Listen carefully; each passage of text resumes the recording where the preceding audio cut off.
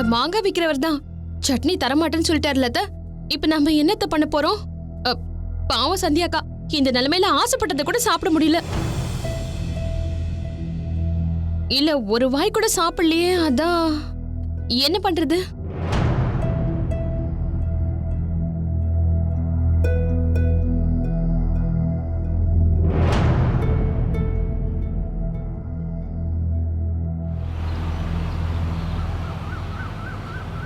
என்னப்பா, யார் நீ?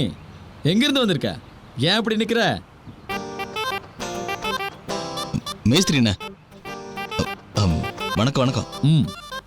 அந்த பக்கத்து வீட்டு அம்மா தான் சொன்னாங்க நம்ம கிட்ட இங்க குழா ரிப்பேர் ஆமே. சரி எங்கன்னு சொல்லுங்க, வந்துட்டேன். அதை அப்படியே முடிச்சுட்டு போயிடுறேன். நல்ல வேலை நீங்க வந்தீங்க. 2 நாளா மண்டை காஞ்சிருச்சு. குழைய சரி பண்ணின்னு சொல்லிக்கிட்டே இருந்தா. சரி வாங்க உள்ள வாங்க, வந்து செஞ்சு கொடுங்க. நல்லதா போச்சு. இவனுக்கு நம்மள அடையாளம் தெரியல. அடுப்பாங்கிற குழாவா? அங்கதான் நமக்கு தேவையான சட்னியும் இருக்கும். தேவையானது கொஞ்சமா அள்ளிக்க வேண்டியதுதான். எங்கப்பா ஆளே காணோம்? அதான் வந்துட்டேன்.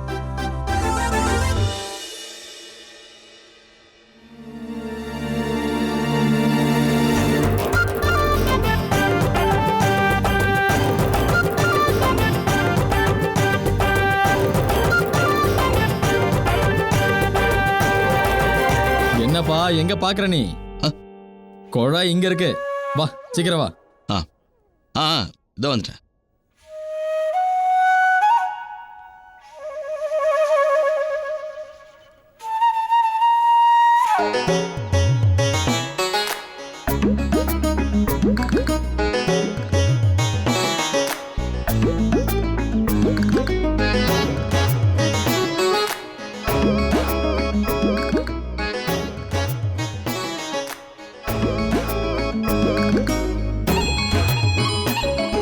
நல்ல வேலையா அந்த ஆள் அங்க ஏதோ வேலை பார்த்துட்டு இருக்கான். அதுக்குள்ள சட்னியை திருடிடு மீனாட்சி, சீக்கிரம்.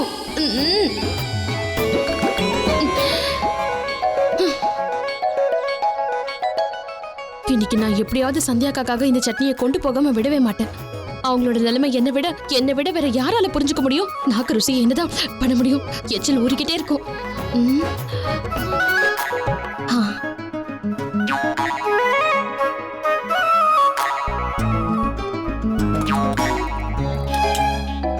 எப்படியாவது இன்னைக்கு அதை எடுக்காம விடவே கூடாது மீனாட்சி.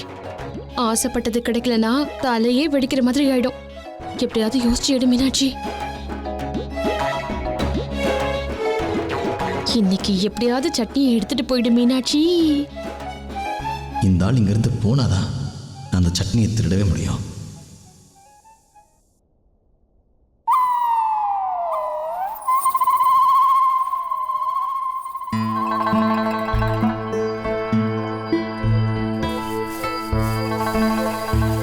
அண்ணா ஒரு வேலை பண்ணுங்க, வெளியே போய் இந்த வால் வாடங்க. சரியா? போங்க, சீக்கிரம் போங்க.